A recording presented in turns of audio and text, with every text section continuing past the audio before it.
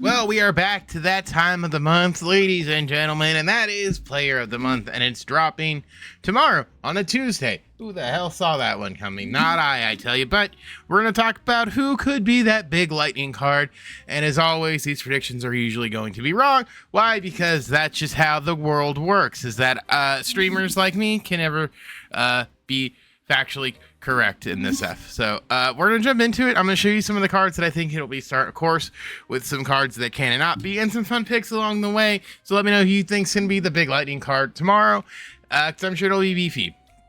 I'm positive of it. So let's just get right into it and see who was a slugger or a pitcher this month. So as always, I have a nice little list right here, reading stats off the phone, because that's how we do things around these parts. So we're gonna start off with our probably nots, and the obvious choice for probably not is good old Nicholas Kurtz. Nick over here did this earlier in the month, was the #1 player, at least in terms of like fantasy, and that's what I base a lot of this off of. For it, he had 11 home runs, 27 RBIs, 2 stolen bases, and batted .435. And of course, he had, well, this. He had this going for him. 19 total bases, 6 for 6 at basically the end of the month. So because of that, I don't think he's really going to get a card, but by golly, he would have been a choice. But I think this sort of outweighs it, and more than likely, he probably would have saw it. I think it kind of is also a little bit of lightning because the vision's a little bit further down, but what are we gonna do?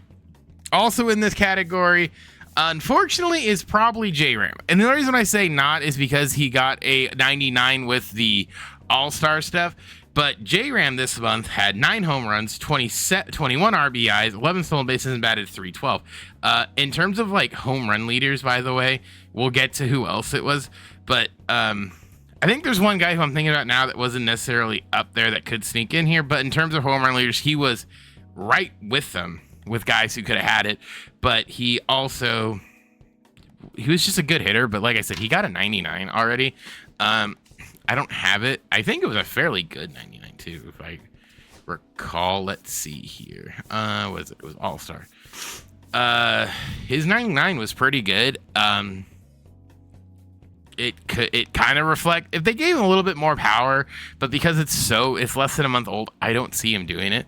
Also, the next guy who probably won't get one here is Kyle Schwarber for obvious reasons, but Kyle Schwarber was also tied with the top guys in terms of home runs, all that fun stuff with 11. He had 16 runs, batted .264, slugged insanely high at .692. You sort of get the point I'm going with here. So he's probably not in the realm of categories here. I didn't do a probable. I sort of did a maybe, and that would be fun. So let's talk about the maybe guys. I think will probably are more likely than not. Starting with this guy right here, Salvador Perez. Fun fact: Salvador Perez was tied for the league with home runs with 11. He slugged pretty. He batted .318, slugged .673, with an on-base percentage of .663.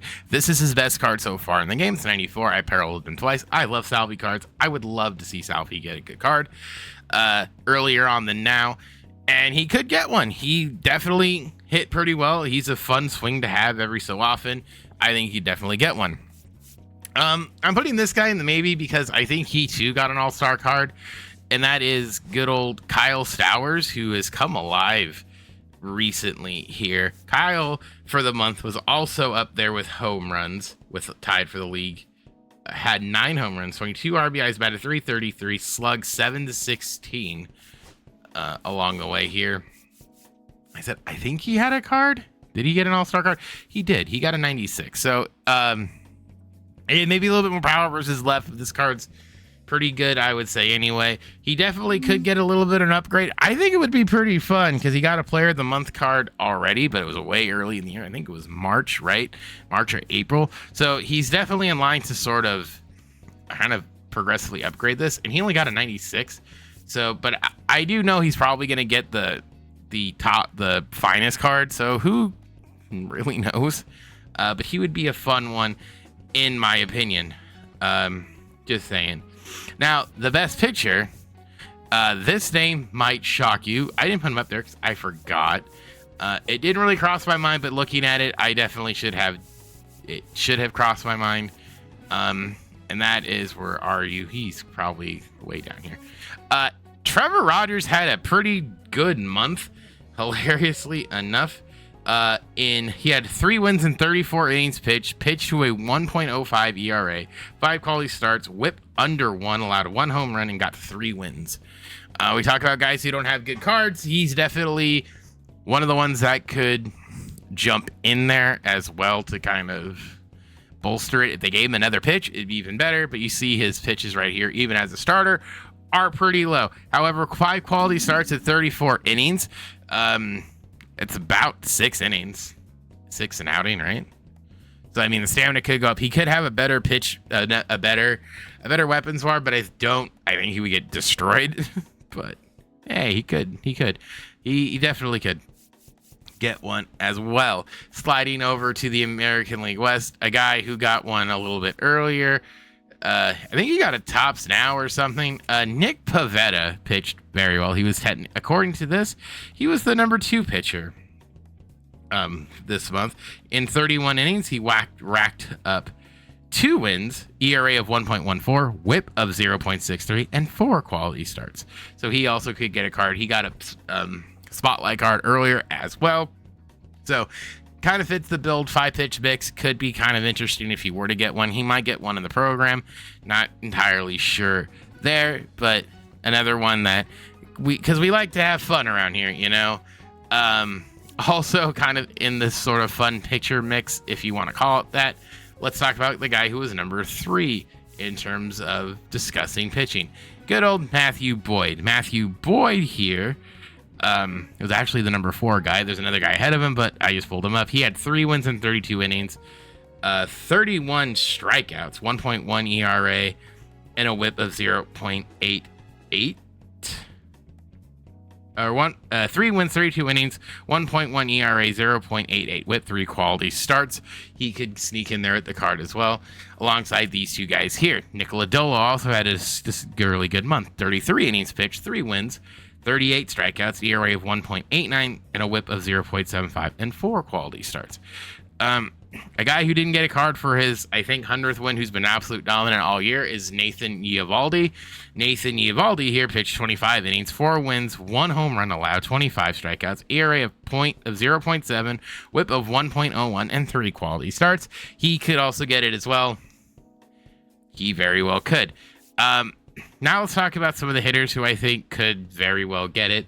Apart from the guys I mentioned who are all above him, I think Andrew Vaughn could sneak in here because they love giving it to guys. Sometimes you don't get a lot of representation.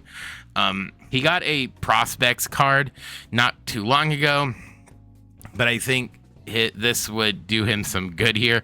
Andrew Vaughn for the month batted .371 with a 431 OPS, a slugging of 726, 6 home runs and 24 RBIs.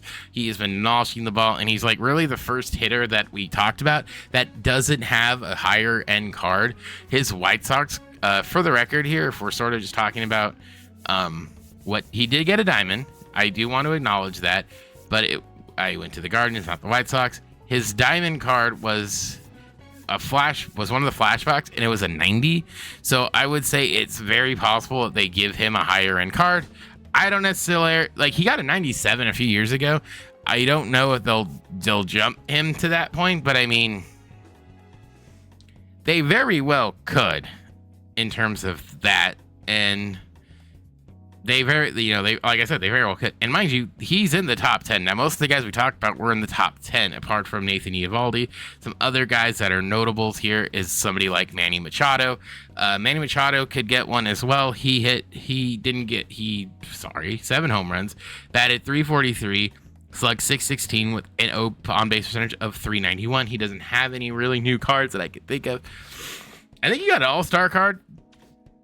I could be wrong.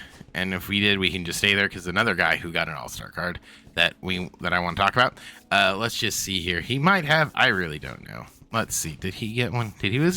No, he didn't. Right? Because the Padres guy was Jason Adam, and he didn't even make the team. Correct. Okay, but he could get one. He did pretty well.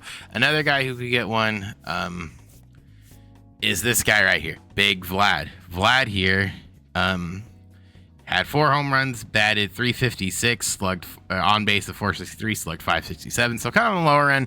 But again, they kind of like giving beefier cards, but they could wait for him as well on that front.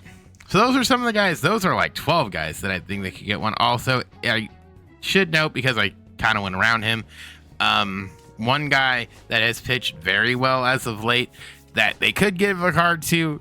I don't necessarily foresee it, but let's just bring it up anyway, because why not? Let's just see, because I'd rather mention him than not.